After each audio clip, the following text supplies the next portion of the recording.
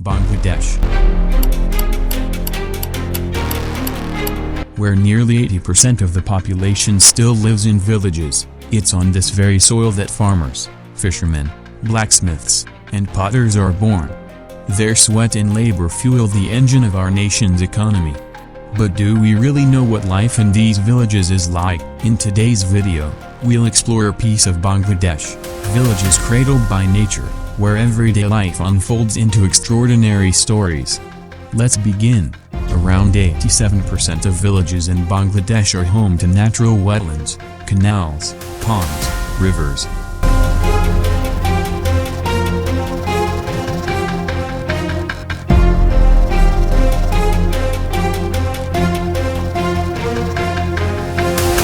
Surrounding these villages are lush rice fields, gardens, bamboo groves, and trees like hijal and koro. Bangladesh is the only country in the world where 6 distinct seasons can still be felt: summer, monsoon, autumn, late autumn, winter, and spring. Each season paints the village in a different color. Monsoon brings swollen rivers, summer offers ripe mangoes and jackfruit, and winter wraps the fields in mist. On average, Bangladesh receives 2,000 to 2,200 millimeters of annual rainfall, a true blessing for rice farming. With every season, the villagers' routine changes. Seedlings are planted during monsoon, crops are harvested in autumn, seeds are sown in winter, and stored at home during summer. Nearly 50% of the rural population still depends on agriculture. Most villagers wake up between 5 to 6 a.m. Women manage the household, men work in the fields, and children head to school.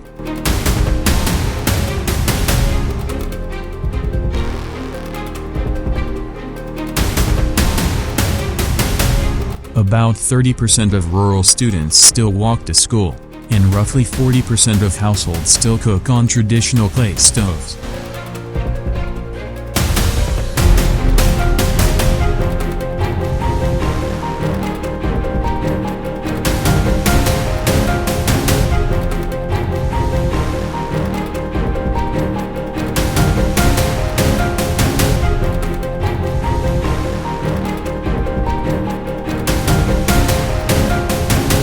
Midday is for rest after work in the fields, while evenings are spent chatting at the village market.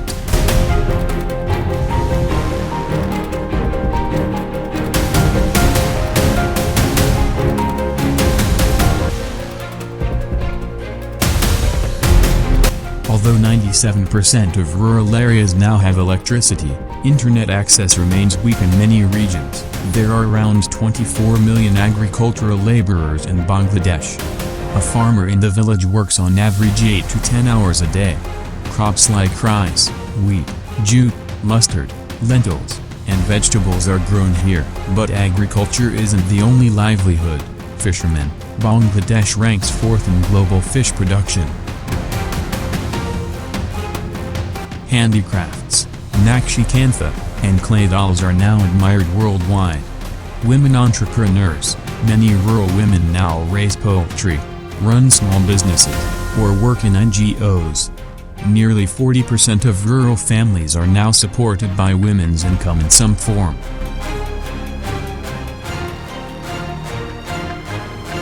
Almost every village has a government primary school, but studies show that 45% of rural students still lag behind in educational standards. In many places, a shortage of teachers, poor electricity, and lack of internet pose major challenges.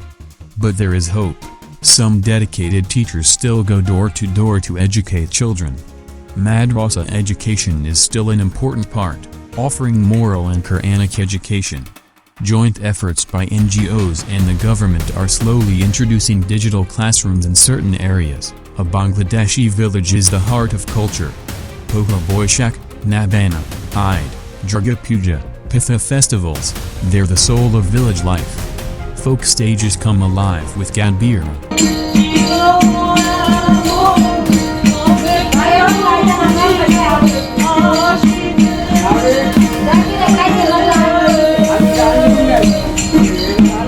Palagan.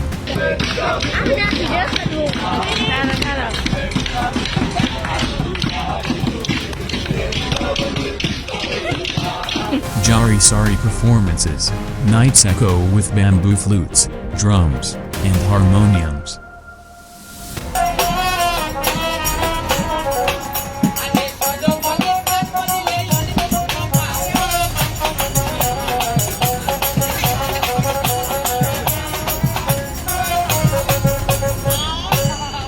In the village, a neighbor is more than just someone next door, they are family.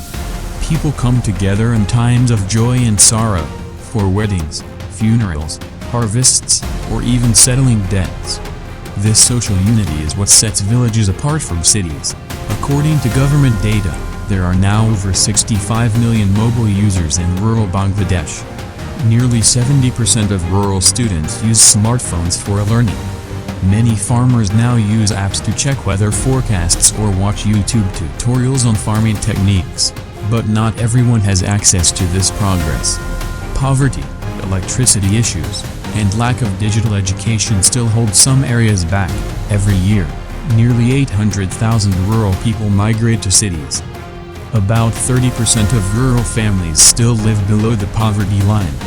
Poor road conditions remain a major issue. Floods and river erosion displace thousands of families every year, especially in districts like Jamalpur, Kurigram, and Srinagar. And yet, these people do not give up. They fight, every day, for their children's education, their family's survival, and their nation's future. Around 40% of rural families still depend on government health centers. Traditional healers and herbalists still hold influence in many areas, but there's good news. Community clinics have now reached almost every union. There's been significant progress in maternal care and child vaccination efforts. These villagers, they may not own expensive watches, but they value time. They may not have many luxuries, but when it comes to hospitality, they are the richest. A Bangladeshi village is not just a place, it's our root. From here came our poets, our freedom fighters, our teachers, and scientists. Today, as we sit in cities browsing the internet to see the world, it is the village that still feeds us, grounds us, and defines who we are. I'm Nazmul. This was a glimpse of Bangladesh, not just a land, but our very soul. I'll see you again from a new country, with a new story. Until then, stay well, and never forget, your village is your pride.